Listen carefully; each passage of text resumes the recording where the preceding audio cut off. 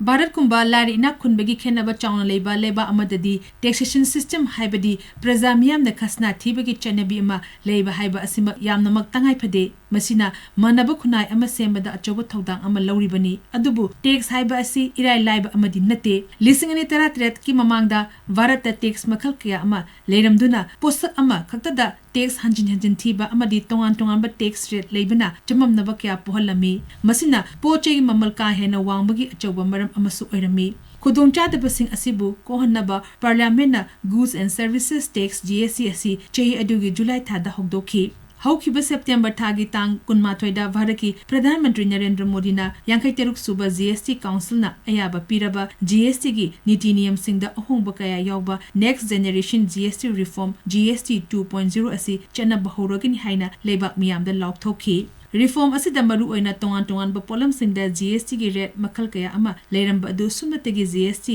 rate मखल अहुम हाइबदी चाद मंगा 19 अमसुंग निफु हाइना खाइदोक्तुना नोंगमदा चंगद्रबा याद्रबा pollen मखल 435 दा लौरंबा GST की चांग अदुसु हंधलगनि हाइबा वाफम याउरी मसिदी लाकदोरिबा निंगोल चाकोबा दिवाली चिंबा हराव कुमै असिगी मांगोइनना नुंगाइबा पाउ अमदी ओइरी खोंथांग असिना मियामदा पोट चै लेबा मतमदा ममल तांगबगे अवाबा अदु खरा मखैदी खोकलगनी अशुमना बजट उसब हाइबदी सेल चटपगी सांग हंथादुना पैसा तुंसिनबगी कुमै अमगुम मियामना हराव तयामबा फोंदोकनी हाइबसी प्रधानमंत्री की थाजबनी केंद्र सरकार की ओइनदी लखोलगलिबा खोंथांग असि लेबा अमा टैक्स अमा हाइबा वखलोन micro small and medium enterprises सिंग मपांगन कंगहनबा मेक इन इंडिया इनिशिएटिव सगोटपा अमसुंग मनु मपान फाउबा डिजिटल इकोनॉमी अमा ओहेननबा पांडमनी यामना लुरिबदी जीएसटी रिफॉर्म असि चेददी कानबा कयाना पिक थलबसु मियामना पोचे लेबा मतमददी मसिगी कानबा फंगद्री हाइबा असि अचौबा वाफम अमा ओइना थोरकली मतंग असिदा खंजिनबा याबदी मणिपुरदा करवा तौरिबा सिंगना जीएसटी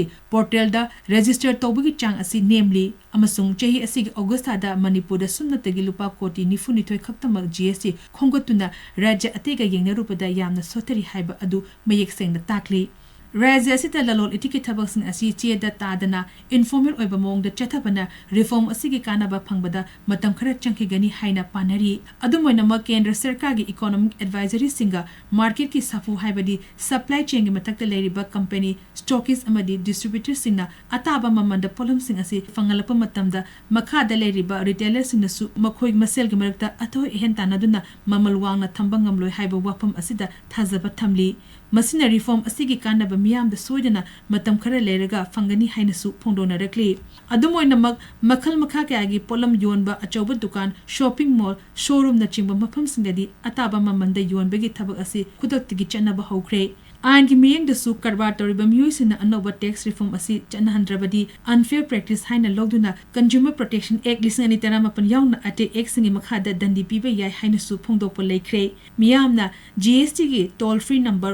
1800103478 दा कॉल तौदुना नत्रगा वेबसाइट selfservice.gstsystem.in दा चंगदुना कंप्लेन थागतपगी खुदोंग चाबसु पीरी दुकान तौरिबा सिंगी ओइनसु अहोंबा असि लाक्ट्रिङै मतमदा लेसिंदुना थंखिबा पोलम सिंग असि अनौबा रेट योनबा मतमदा मखोइदा मांगजागद्रा हाइबगी वाखोलनसु अदुमक लेरी अदुबु रेट अनि खेनरिबा सेनफम अदु मशा मसागी अकाउंटा जीएसटी क्रेडिट ओइना चंगदुना मथंगी पोट लेबा मतमदा सक्सिनबगी खुदोंग चाबा लेरी मसिदी पोट लेरिबा अमसु योलिबा अनिमकी अफबा खोंथांग अमनी